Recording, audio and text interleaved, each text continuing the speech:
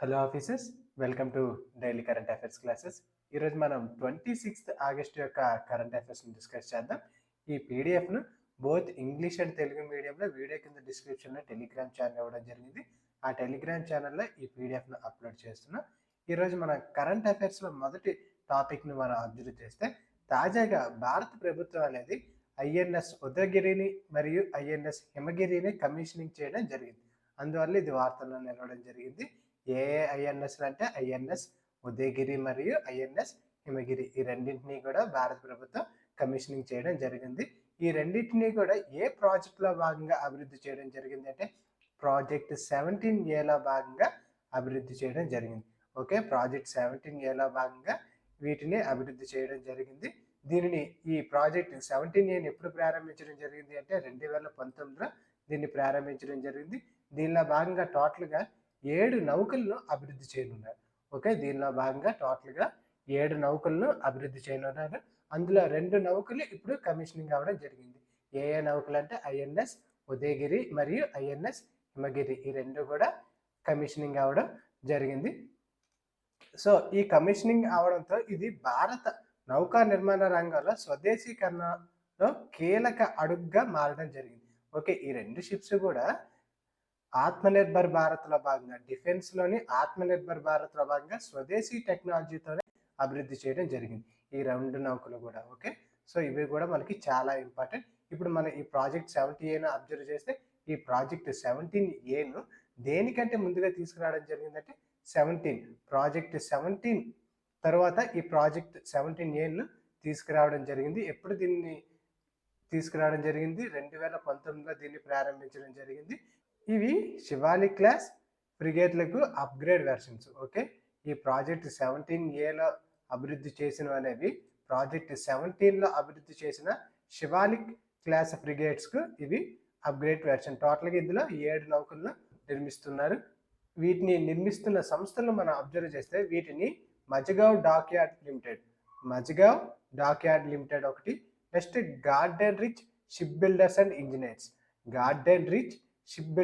Engineers, ఈ 2 కూడా ఈ నిర్మాణ సంస్థలుగా ఉండడం జరిగింది. ఓకే, ఈ ప్రాజెక్ట్ 17Aలో నిర్మిస్తున్న ఈ షిప్స్కు నిర్మాణ సంస్థలుగా MDR మజగావ్ డాక్యార్డ్ లిమిటెడ్ మరియు garden reach ship builders engineers కోల్కతాలో ఉంది. ఇది ముంబైలో కలదు, ఇది కోల్కతాలో కలదు. ఈ 2 కూడా నిర్మాణ సంస్థలుగా వ్యవహరించడం జరుగుతుంది.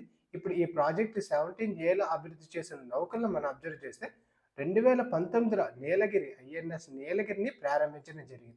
ఓకే, ఐఎన్ఎస్ నీలగిరి మొదటి షిప్. ఈ 17Aలో భాగంగా ఐఎన్ఎస్ నీలగిరిని ఎప్పుడు ప్రారంభించారు? 2019లో ప్రారంభించడం జరిగింది. అదే ఐఎన్ఎస్ ఉదయగిరిని 2022 మేలో ఈ MDL అనేది నిర్మాణం ప్రారంభించడం జరిగింది. ఓకే, 2022లో దీన్ని నిర్మించగా 2025 నాటికి ఇది కమిషన్ అవ్వడం జరిగింది. ఓకే, ఐఎన్ఎస్ హిమగిరి GRSC నిర్మాణ సహకారంతో 2025లో ఇది కమిషన్ అవ్వడం జరిగింది. ఇప్పటి వరకు ఈ 3 కూడా కమిషన్ అవ్వడం జరిగింది. మిగిలిన మహేంద్రగిరి, తారాగిరి, దునగిరి, వింధ్యాగిరి, ఈ 4 కూడా నెక్స్ట్ రాబోయే 2-3 సంవత్సరాల్లో వీటిని కమిషన్ చేయనున్నారు. వీటిని ఎవరెవరు అభివృద్ధి చేస్తున్నారంటే, ఈ 7 నౌకలను కూడా MDL మరియు GRSC సంస్థలు అభివృద్ధి చేయడం జరుగుతుంది. వీటిని 2026-28 సంవత్సరం మధ్య కాలంలో దశల వారీగా సేవల్లో చేరే అవకాశం అనేది వీటిది ఉంది. వీటి యొక్క సామర్థ్యం అబ్జర్వ్ చేస్తే, ఇవి సముద్ర భద్రత, anti submarine warfare, air defence, surface warfare, ఈ నౌకలు అనేవి బహుముఖ సామర్థ్యం కల నౌకలు. ఇప్పుడు ఈ ఐఎన్ఎస్ ఉదయగిరిని పర్టికులర్గా అబ్జర్వ్ చేస్తే, దీన్ని ఎవరు నిర్మించారు అంటే Mazagaon dockyard limited, MDL Mumbai అనేది దీన్ని నిర్మించడం జరిగింది. దీని యొక్క డిజైన్ ఎవరు చేశారు అంటే భారత నావికాదళం యొక్క వార్షిప్ డిజైన్ బ్యూరో WDB అనేది దీని యొక్క డిజైన్ అనేది చేయడం జరిగింది. దీన్ని ఎవరు నిర్మించారు? MDL ముంబై దీన్ని నిర్మించడం జరిగింది. దీని యొక్క ఫీచర్స్ మనం అబ్జర్వ్ చేస్తే, అధునాతన రాడార్లు, సెన్సార్స్ కలవు, దీర్ఘ శ్రేణి క్షిపణి సామర్థ్యం, యాంటీ సబ్మెరైన్ హెలికాప్టర్ ఆపరేషన్స్కి ఇది అనుకూలంగా ఉంటుంది. నెక్స్ట్ ఐఎన్ఎస్ హిమగిరిని అబ్జర్వ్ చేస్తే, దీన్ని GRSC కోల్కతా నిర్మించడం జరిగింది. Garden reach ship builders and engineers వారు దీన్ని నిర్మించడం జరిగింది. దీనిలో అత్యాధునిక ప్రొపల్షన్ సిస్టమ్, స్టెల్త్ డిజైన్ అంటే శత్రు దేశ రాడార్ నుంచి తప్పించుకునే కెపాసిటీ అనేది ఈ షిప్కి ఉంది. ఓకే, స్టెల్త్ డిజైన్ అంటే శత్రు దేశాల రాడార్స్ నుంచి తప్పించుకొని ఇది శత్రు దేశాలపై దాడి చేసే కెపాసిటీ అనేది ఈ నౌక కలదు. మరియు నెట్వర్క్ సెంట్రిక్ వార్ఫేర్ సామర్థ్యం కూడా ఈ నౌకకు కలదు. ఓకే, నెక్స్ట్ వార్తల్లో ఉన్న ఇంకొక ఇంపార్టెంట్ కార్యక్రమం ప్రపంచ ఆహార కార్యక్రమం అనేది వరల్డ్ ఫుడ్ ప్రోగ్రామ్ అనేది తాజాగా భారతదేశంతో ఒప్పందం కుదుర్చుకోవడం జరిగింది. ఓకే, భారతదేశ ప్రభుత్వం మరియు వరల్డ్ ఫుడ్ ప్రోగ్రామ్ కలిపి ప్రపంచ ఆకలి సంక్షోభాన్ని ఎదుర్కొనేందుకు కొలాబరేట్ అవ్వడం జరిగింది. ఓకే, ప్రపంచ ఆకలి సంక్షోభాన్ని ఎదుర్కొనేందుకు ఈ రెండు కూడా కొలాబరేట్ అవ్వడం జరిగింది. ఎవరెవరు అంటే భారత ప్రభుత్వం మరియు వరల్డ్ ఫుడ్ ప్రోగ్రామ్. తాజాగా భారత ప్రభుత్వం ఏ ప్రోగ్రామ్తో కొలాబరేట్ అయ్యి ప్రపంచ ఆకలి సంక్షోభాన్ని ఎదుర్కొంటుంది అంటే వరల్డ్ ఫుడ్ ప్రోగ్రామ్తో కొలాబరేట్ అవ్వడం జరిగింది. ఓకే, వరల్డ్ ఫుడ్ ప్రోగ్రామ్తో కొలాబరేట్ అవ్వడం జరిగింది. దీని యొక్క ముఖ్య లక్ష్యం ఏమిటంటే ఆహార భద్రత, పోషణ మరియు వాతావరణ మార్పుల ప్రభావాన్ని తగ్గించడం దీని యొక్క ముఖ్య లక్ష్యం. ఇప్పుడు మనం ఈ వరల్డ్ ఫుడ్ ప్రోగ్రామ్ అబ్జర్వ్ చేస్తే దీన్ని ఎప్పుడు స్థాపించారు అంటే 1961లో స్థాపించడం జరిగింది. దీన్ని ఎవరెవరు సంయుక్త ప్రయత్నంగా స్థాపించడం జరిగింది అంటే food and agriculture organization FAO మరియు united nation general assembly UNGA సంయుక్త ప్రయత్నం ద్వారా ఇది స్థాపించడం జరిగింది. ఇక్కడ మన పర్టికులర్ అబ్జర్వ్ చేస్తే ఈ FAOని ఎప్పుడు స్థాపించడం జరిగింది అంటే 1945లో దీన్ని ఏర్పాటు చేయడం జరిగింది. దీని యొక్క హెడ్ క్వార్టర్స్ రోమ్లో కలదు. అదే UNGA యునైటెడ్ నేషన్ జనరల్ అసెంబ్లీని ఎప్పుడు ఏర్పాటు చేశారు 1945. దీని యొక్క హెడ్ క్వార్టర్స్ అనేది న్యూయార్క్లో కలదు.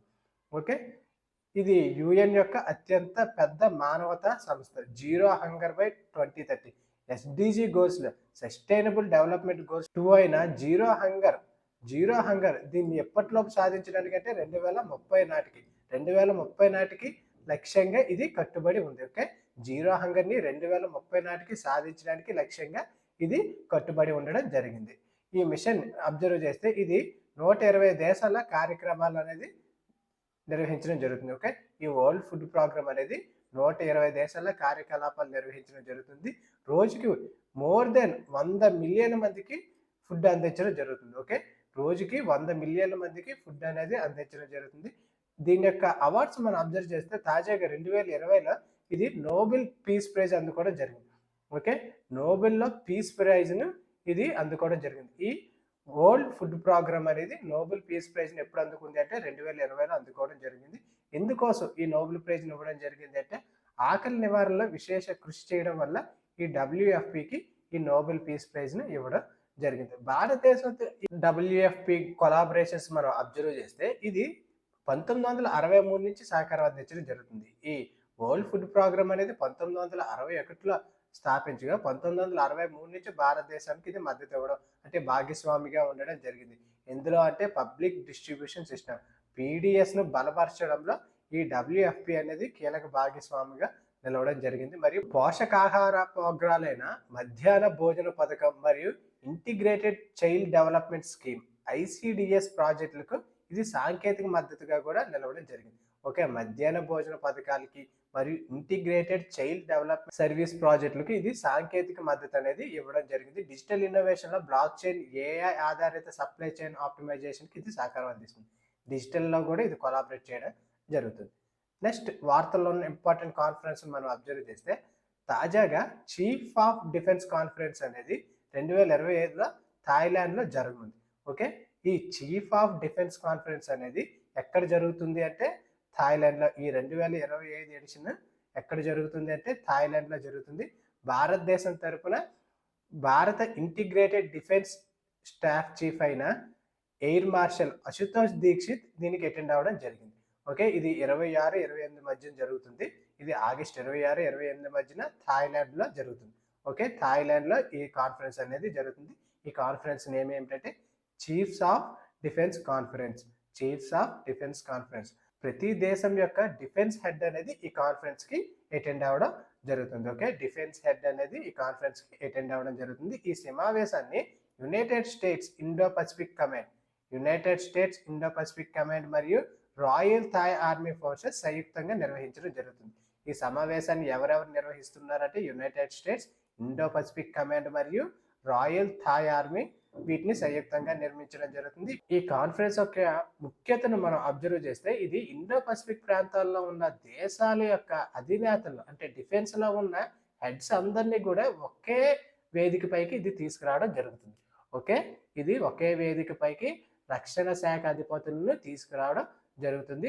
ఈ 2025 ఎడిషన్ ఎక్కడ జరుగుతుందంటే థాయిలాండ్లో జరుగుతుంది. దీని ఫోకస్ ప్రాంతం ఇది దేని మీద ఫోకస్ చేస్తుందంటే మ్యారిటైమ్ సెక్యూరిటీ, సముద్ర భద్రత పైన, counter terrorism, cyber resilience, humanitarian assistance and disaster relief మరియు స్టెబిలిటీ ఇన్ ఇండో పసిఫిక్. ఈ 5 వాటిపైన కూడా ఇది ఫోకస్ చేయడం జరుగుతుంది. Okay, maritime security, counter terrorism, cyber resilience, humanitarian assistance and disaster relief మరియు స్టెబిలిటీ ఇన్ ఇండో పసిఫిక్ వాటిపై ఇది మేజర్గా ఫోకస్ చేయడం జరుగుతుంది.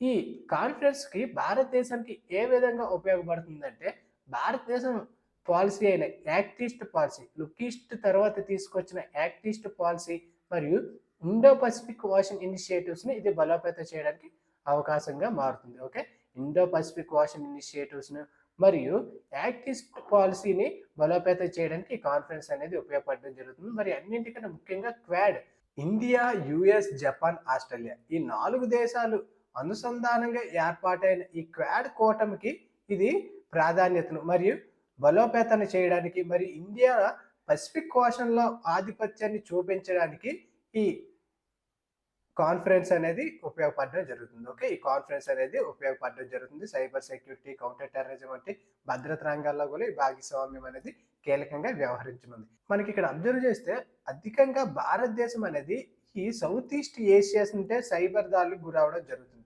ఓకే, సైబర్ దాడులు means cyber related threats, cyber రిలేటెడ్గా ఉన్న మనీ లాండరింగ్ కూడా ఎక్కువగా ఈ సౌత్ ఈస్ట్ ఏషియా దేశాలతోనే జరుగుతున్నాయి. ఓకే, అందువల్ల ఈ కాన్ఫరెన్స్ అనేది వీటి మీద ఫోకస్ చేయడం జరుగుతుంది. ఈ కాన్ఫరెన్స్ ఎక్కడ జరుగుతుందంటే థాయిలాండ్లో జరుగుతుంది.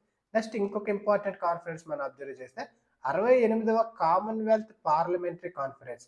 ఎన్నో ఎడిషన్ ఇది? 68వ కామన్వెల్త్ పార్లమెంటరీ కాన్ఫరెన్స్ అనేది ఎక్కడ జరగబోతుంది అంటే బ్రిడ్జ్ టౌన్, బార్బడాస్లో ఇది జరగబోతుంది. దీన్ని ఎవరు attend అవుతున్నారంటే Lok Sabha speaker Om Birla. Okay, Lok Sabha speaker Om Birla అనేది ఈ Commonwealth parliamentary conference. Okay, parliamentary conference, ఇక్కడ పార్లమెంటరీ అన్ని దేశాల యొక్క పార్లమెంట్ అధిపతులు వీటికి అటెండ్ అవ్వడం జరుగుతుంది. మన దేశం నుంచి స్పీకర్ ఓం బిర్లా అటెండ్ అవ్వడం జరుగుతుంది. ఇది ఎక్కడ జరుగుతుందంటే బ్రిడ్జ్ టౌన్, బార్బడాస్లో ఇది జరుగుతుంది. నెక్స్ట్ ఎప్పుడు జరగబోతుందంటే ఇది అక్టోబర్ 5 నెక్స్ట్ మంత్లో ఈ కాన్ఫరెన్స్ అనేది జరగబోతుంది. దీనికి ఎవరు ఆతిథ్యం ఇస్తున్నారంటే Commonwealth Parliamentary Association. Commonwealth Parliamentary Association అనేది దీనికి ఆతిథ్యం ఇవ్వడం జరుగుతుంది. ఎక్కడ జరుగుతుంది? బార్బడాస్లో జరుగుతుంది. ఈ 68వ కాన్ఫరెన్స్ ప్రాధాన్యం అబ్జర్వ్ చేస్తే సిపిఏకి చెందిన 180 శాఖల నుండి శాసనసభ్యులు అటెండ్ అవ్వడం జరుగుతుంది. ఓకే, 180 శాఖల నుండి కూడా శాసనసభ్యులు అటెండ్ అవ్వడం జరుగుతుంది. దీన్ని ఎప్పుడు మొదటిసారిగా స్థాపించడం జరిగింది అంటే 1911లో. దీన్ని ఎప్పుడు స్థాపించారు? 1911లో దీన్ని స్థాపించడం జరిగింది. దీని యొక్క ఉద్దేశం ఏమిటంటే సభ్య దేశాల్లో పార్లమెంటరీ ప్రజాస్వామ్యాన్ని ముందుకు తీసుకెళ్ళడం, అంటే డెమోక్రసీని ముందుకు తీసుకెళ్ళడం మరియు శాసనసభ్యుల సామర్థ్యాన్ని పెంచడం, దేశాల మధ్య ప్రజాస్వామ్య అనుభవాలను పంచుకోవడం వీటి యొక్క ముఖ్య ఉద్దేశం. సభ్యత్వం గురించి మనం అబ్జర్వ్ చేస్తే కామన్వెల్త్ దేశాల పార్లమెంట్లు మరియు శాసనసభ్యులు ఇందులో సభ్యత్వంగా ఇందులో అటెండ్ అవ్వడానికి అవకాశం ఉంది, అటెండ్ అవ్వవచ్చు కూడా. ఓకేనా, ఇది ఎక్కడ జరుగుతుంది అంటే బ్రిడ్జ్ టౌన్, బార్బడాస్లో జరుగుతుంది. ఎవరు అటెండ్ అవుతున్నారు దీనికి? ఓం బిర్లా అటెండ్ అవ్వడం జరుగుతుంది. ఓకే, మన ఎగ్జామ్ పర్స్పెక్టివ్లో ఈ సమ్మిట్ ఎక్కడ జరుగుతుంది, ఎన్నోది, ఎవరు అటెండ్ అవుతున్నారు అది మనకి చాలా ఇంపార్టెంట్. దీన్ని ఎప్పుడు స్థాపించారు? 1911లో స్థాపించడం జరిగింది. నెక్స్ట్ ఇంపార్టెంట్ హ్యాకథాన్ మనం అబ్జర్వ్ చేస్తే మ్యారథాన్ 2025 ఇండియాస్ మ్యారిటైమ్ హ్యాకథాన్ అనేది జరుగుతుంది. ఓకే, ఇండియాస్ మ్యారిటైమ్ హ్యాకథాన్ అనేది జరుగుతుంది. దీన్ని ఎవరు ఆధ్వర్యంలో తీసుకొస్తున్నారంటే Union Ministry of Ports, shipping, waterways ఆధ్వర్యంలో ఉన్న National Technology Centre for Ports, waterways and courts మరియు IIT Madras National Maritime Complex మరియు చెన్నై పోర్ట్స్ అథారిటీ సహకారంతో దీన్ని తీసుకొస్తున్నారు. ఓకే, దీన్ని ప్రారంభించడం జరిగింది. ఏ మ్యారథాన్ అంటే ఇండియాస్ మ్యారిటైమ్ హ్యాకథాన్ మ్యారథాన్ని ప్రారంభించడం జరిగింది. ఎవరెవరు అంటే Union Ministry of Ports, shipping and waterways ఆధ్వర్యంలో గల National Technology Centre for Ports, waterways, courts, IIT Madras National Maritime Complex మరియు Chennai Port Authority. Okay, IIT Madras కూడా ఇందులో ఉంది. మన ఎగ్జామ్ పర్స్పెక్టివ్ ఈ ఐఐటి మద్రాస్ మనకి చాలా ఇంపార్టెంట్. దీన్ని ప్రారంభించడం జరిగింది. ఇది popular Sagarmala startup innovation initiative కింద జరుగుతుంది. ఓకే, ఇది సాగర్మాల స్టార్టప్ ఇన్నోవేషన్ ఇనిషియేటివ్ కింద ఇది జరుగుతుంది. దీని యొక్క ఉద్దేశం ఏమిటంటే సముద్ర రంగంలో రీసెర్చ్, ఇన్నోవేషన్, స్టార్టప్స్ అండ్ ఎంటర్ప్రెన్యూర్షిప్ను ప్రోత్సహించడం. ఓకే, మరియు యువ పరిశోధకులను, స్టార్టప్లు మరియు ఎంటర్ప్రెన్యూర్స్ను ఇందులో భాగస్వామి చేయడం ఈ హ్యాకథాన్ యొక్క ముఖ్య ఉద్దేశం. దీనిలో భాగంగానే భారతదేశం యొక్క బ్లూ ఎకానమీ విజన్ను ముందుకు తీసుకువెళ్ళడం, ports, logistics, green shipping, sustainable technology వంటి రంగాల్లో సాంకేతిక ఆవిష్కరణలను ప్రోత్సహించడం ఈ హ్యాకథాన్ యొక్క ముఖ్య ఉద్దేశం. ఓకే, ఇందులో ఎవరెవరు సహకారంతో మరియు ఆధ్వర్యాల్లో ఈ హ్యాకథాన్ నిర్వహించారనేది మనకి చాలా ఇంపార్టెంట్. ఓకే, ఎవరెవరి ఆధ్వర్యంలో ఈ హ్యాకథాన్ నిర్వహించారనేది మనకి చాలా ఇంపార్టెంట్. నెక్స్ట్ వార్తల్లో ఉన్న ఇంపార్టెంట్ కాన్క్లేవ్ అబ్జర్వ్ చేస్తే giving wings to dreams conclave. Giving wings to dreams conclave 2025ను ఏ మినిస్ట్రీ తీసుకొచ్చిందంటే Union Ministry of States for Youth Affairs and Sports. Union Ministry of States for Youth Affairs and Sports ministry ఈ కాన్క్లేవ్ను ప్రారంభించడం జరిగింది. దీని యొక్క మినిస్ట్రీ ఎవరు అంటే రక్షా నిఖిల్ ఖడ్సే దీని యొక్క మినిస్ట్రీ. ఈ మినిస్ట్రీ ఆధ్వర్యంలో ఈ giving wings to dream conclave 2025 అనేది ప్రారంభించడం జరిగింది. దీన్ని ఎక్కడ ప్రారంభించారంటే న్యూఢిల్లీలో దీన్ని ప్రారంభించడం జరిగింది. దీని యొక్క ముఖ్య ఉద్దేశం ఏమిటి అంటే క్రీడాకారుల సువర్ణ సంవత్సరాలు వృధా కాకుండా ఉండేందుకు ప్రారంభ దశ నుండే స్పోర్ట్స్ సైన్స్ అండ్ టెక్నాలజీపై అంటే nutrition, biomechanics, recovery, data అనలిటిక్స్ను అనుసరించడం కోసం దీన్ని ప్రారంభించడం జరిగింది. ఓకే, స్టూడెంట్స్లో అవగాహన తీసుకురావడం ఈ కాన్క్లేవ్ యొక్క ముఖ్య ఉద్దేశం. అది ఎందులోనంటే స్పోర్ట్స్ సైన్స్ ఇంటిగ్రేషన్ మరియు స్పోర్ట్స్ సైన్స్ అండ్ టెక్నాలజీ అవగాహన కోసం ఈ కాన్క్లేవ్ను ప్రారంభించడం జరిగింది. ఏ మినిస్ట్రీ ఆధ్వర్యంలో జరుగుతుంది అంటే Union Ministry of state for Youth Affairs and sports. ఎక్కడ ప్రారంభించారంటే న్యూఢిల్లీలో ఇది ప్రారంభించడం జరిగింది. ఈ కాన్క్లేవ్ ద్వారా పబ్లిక్ ప్రైవేట్ పార్ట్నర్షిప్ని ఎంకరేజ్ చేయడం ఈ కాన్క్లేవ్ యొక్క ముఖ్య ఉద్దేశం. క్రీడల్లో ఈ పబ్లిక్ ప్రైవేట్ పార్ట్నర్షిప్ మోడల్లో పెట్టుబడులను తీసుకురావాల్సిన అవసరం చాలా ఉంది. దీని మీద మెయిన్ ఫోకస్ కోసం ఈ కాన్క్లేవ్ను ప్రారంభించడం జరిగింది. నెక్స్ట్ స్పోర్ట్స్ రిలేటెడ్గా ఇంపార్టెంట్ స్పోర్ట్స్ మనం అబ్జర్వ్ చేస్తే ఆల్రెడీ ఈ ఖేలో ఇండియా వాటర్ ఫెస్టివల్ గురించి కూడా మనం డిస్కస్ చేయడం జరిగింది. ఓకే, ఈ Khelo India water sports festival అనేది ఎక్కడ జరుగుతుందంటే శ్రీనగర్లో దాల్ సరస్సులో జరుగుతుంది. ఓకే, శ్రీనగర్లో గల దాల్ సరస్సులో ఇది జరిగింది. ఎప్పటి నుంచి ఎప్పటి వరకు జరిగింది అంటే ఆగస్ట్ 21 నుంచి 23 వరకు ఈ స్పోర్ట్స్ అనేది జరగడం జరిగింది. ఆల్రెడీ దీని యొక్క ఈవెంట్స్ గురించి కూడా మనం కరెంట్ అఫైర్స్ క్లాస్లో డిస్కస్ చేయడం జరిగింది. ఓకే, ఈ ఈవెంట్స్ ఇప్పుడు మనం ఈ ప్రాముఖ్యతను మరియు విన్నర్స్ను మనం అబ్జర్వ్ చేస్తే ఇది కేవలం దేశీయ పథకాల ఈవెంట్ మాత్రమే కాకుండా నెక్స్ట్ ఒలింపిక్స్ 2028లో లాస్ ఏంజల్స్లో జరుగుతున్న ఒలింపిక్స్ పై కూడా వాటర్ ఈవెంట్స్లో దృష్టి సారించడం జరిగింది. ఓకే, 2028 ఒలింపిక్స్ అనేది లాస్ ఏంజల్స్లో జరుగుతుంది కదా. ఈ ఒలింపిక్స్లో గోల్డ్ మెడల్స్ సాధించాలి, వాటి మీద ఫోకస్ చేయాలి అనే ఉద్దేశంతో ఈ ఫెస్టివల్స్ను తీసుకురావడం జరిగింది. ఇందులో విజేతలను మనం అబ్జర్వ్ చేస్తే మొట్టమొదటిగా మధ్యప్రదేశ్ అనేది 10 స్వర్ణాలతో టాప్ ప్లేస్లో నిలవడం జరిగింది. ఓకే, మొదటి స్థానం అనేది మధ్యప్రదేశ్, రెండవ స్థానం ఒడిశా, థర్డ్ అనేది కేరళ నిలవడం జరిగింది. మధ్యప్రదేశ్ అనేది 10 స్వర్ణాలు గెలుచుకోవడంతో మొదటి స్థానంలో నిలవడం జరిగింది. ఓకే, ఇది ది పవర్ హౌస్ పెర్ఫార్మర్గా ఈ ఈవెంట్లో నిలవడం జరిగింది. ఓకే, మధ్యప్రదేశ్ అనేది మొదటి స్థానంలో, ఒడిశా రెండవ స్థానంలో, కేరళ అనేది 7 పతాకాలు టోటల్ 3 గోల్డ్స్తో థర్డ్ స్థానంలో ఉండడం జరిగింది. ఓకే, 3 గోల్డ్స్ థర్డ్ స్థానం. ఓకే, కేరళ అనేది థర్డ్ స్థానంలో నిలవడం జరిగింది. ఓకే, అది ఫ్రెండ్స్ ఈరోజు వార్తల్లో ఉన్న ఎంటైర్ కరెంట్ అఫైర్స్. ఈ పీడిఎఫ్ను బోత్ ఇంగ్లీష్ అండ్ తెలుగు మీడియాలో వీడియో కింద డిస్క్రిప్షన్ టెలిగ్రామ్ ఛానల్ ఇవ్వడం జరిగింది. ఆ టెలిగ్రామ్ ఛానల్లో ఈ పీడిఎఫ్ను అప్లోడ్ చేస్తున్నాను. Thank you for watching.